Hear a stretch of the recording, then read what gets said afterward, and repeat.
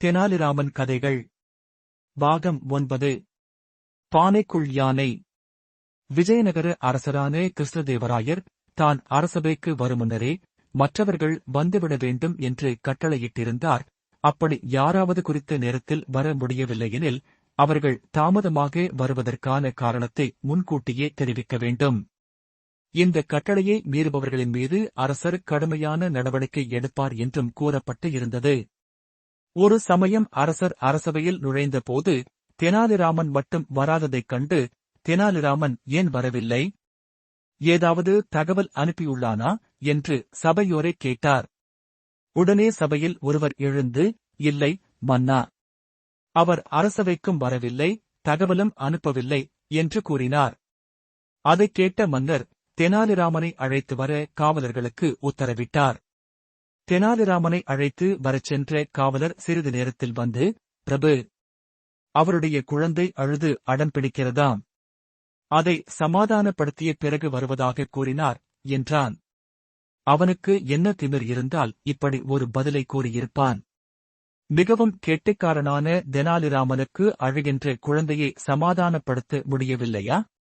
இது நம்புகிற மாதிரி இல்லையே என்றார் அரசர். மேலும் கோபத்துடன், தெனாலிராமன் உடனே இங்கு வர வேண்டும். என் கட்டளையும் மீறி அவன் வர மறுத்தால் அவனை கட்டியிழுத்து வாருங்கள் என்று உத்தரவிட்டார். அரசர் அவ்வாறு கட்டளை பிறப்பிக்கும் போதே தெனாலிராமன் அவசரமாக சபைக்குள் நுழைந்து மன்னரிடம், என்னை மன்னித்து விடுங்கள் மன்னா. என்னுடைய 3 வயது குழந்தை காலையிலிருந்து அடம்பிடித்து அழுது கொண்டே இருந்தது. அவனை சமாதானப்படுத்தும் முயற்சியில் இருந்ததால் என்னால் தகவல் அனுப்ப முடியவில்லை. குழந்தையை சமாதானப்படுத்தி அரசவைக்கு வருவதற்கு சற்று கால தாமதமானது என்றார். உன்னால் ஒரு குழந்தையை சமாதானப்படுத்த முடியவில்லை என்பதை என்னால் நம்ப முடியவில்லை என்றார் மன்னர். நான் நடந்ததை கூறுகிறேன், கேளுங்கள். காலையில் எழுந்தவுடன் என் குழந்தை எனக்கு ஒரு உயிருள்ள யானை வேண்டும் என்று அழுக, உடனே நானும் ஒரு உயிருள்ள யானையை வரச் செய்தேன். அதன் பிறகு ஒரு பானை கேட்டான். பானையும் கொடுத்தேன். இப்பொழுது பானைக்குள் யானை நுழைய வேண்டும் என்று சொல்லிப் பிடிவாதம் செய்தான். அது என்னால் எப்படி முடியும்?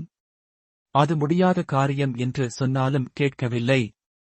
அதனால் குழந்தை கேட்டபடி செய்து காண்பித்துவிட்டு வர எனக்கு தாமதமாகிவிட்டது என்று தெனாலிராமன் பரிதாபமாக கூறினான். என்ன? பானைக்குள் யானை சென்றதா? அது எப்படி? நிரூபி என்று அரசர் கூறினார். உடனே தெனாலிராமனும் சரி என்று கூறிவிட்டு மன்னரிடம், எனக்கு ஒரு பானையும் யானையும் தாருங்கள் என்றான். மன்னரும் அவன் கேட்டபடியே கொடுத்தார். தெனாலிராமன் முதலில் யானையை தொலைவில் நிற்க வைத்தான். அதன் பிறகு பானையில் 2 துளைகளை இட்டு அந்த ஓட்டைகளின் வாயிலாக யானையை பார்க்கும்படி பார்க்கக் கூறினான். செய்தான். அதை அரசரிடமும் அரசரும் அதை பார்த்துவிட்டு தெனாலிராமனின் புத்திசாலித்தனத்தை பாராட்டினார்.